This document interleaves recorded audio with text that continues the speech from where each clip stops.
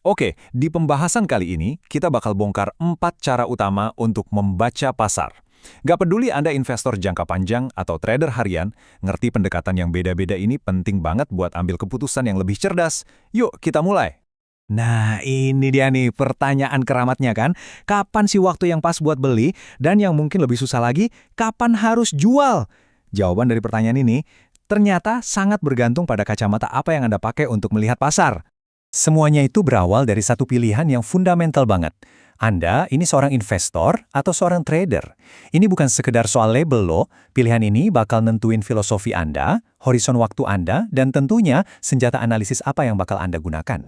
Perbedaan tadi langsung membawa kita ke dua mazhab utama. Di satu sisi ada analisis fundamental, ini pegangannya para investor, fokusnya ke kesehatan perusahaan buat cari nilai wajar jangka panjangnya.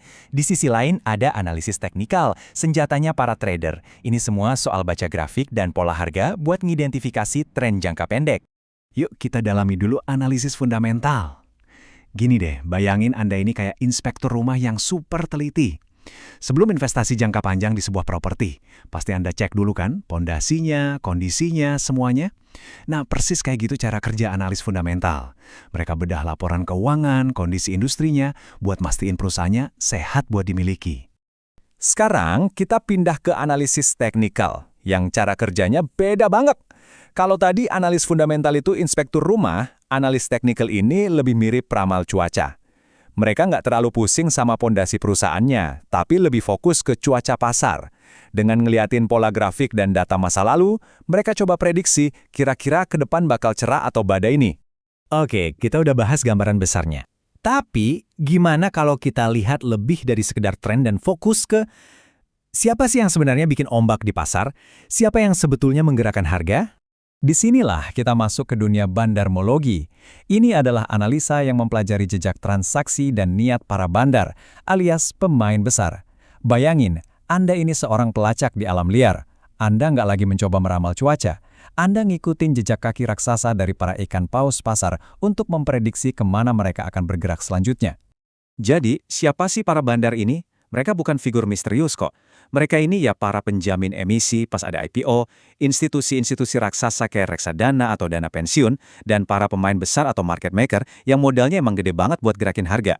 Dan cara main mereka itu strategis banget. Langkah pertama, mereka baca dulu psikologi investor retail kita-kita ini. Terus mereka pakai berita, mau itu bagus atau jelek, buat mempengaruhi sentimen pasar. Baru deh mereka beraksi, akumulasi atau ngumpulin saham diam-diam pas harga lagi murah, atau distribusi, jualan pas harga udah di puncak. Ini benar-benar kayak main catur di pasar saham. Sekarang, kita bakal zoom in lebih dalam lagi. Dari para pemain besarnya, kita geser ke detak jantung pasarnya itu sendiri, yaitu setiap transaksi yang terjadi. Selamat datang di dunia tape reading. Istilah ini kedengarannya kuno ya, karena emang asalnya dari abad ke-19, pas harga saham masih dikirim lewat pita kertas. Teknologinya jelas udah berubah total. Sekarang kita lihatnya di layar digital time and sales, tapi intinya tetap sama, mengamati setiap transaksi saat itu juga secara real time. Beginilah kira-kira tampilan pita modern. Setiap baris ini menceritakan sebuah kisah kecil. Ada waktu transaksinya, sampai ke detiknya, di harga berapa, berapa banyak lotnya, dan yang paling penting, apakah terjadi di harga ask yang nandain ada pembelian agresif, atau di harga bid yang nandain ada penjualan. Aliran data ini ngasih kita rasa soal tekanan beli dan jual saat itu juga. Tentu aja, metode ini ada plus-minusnya.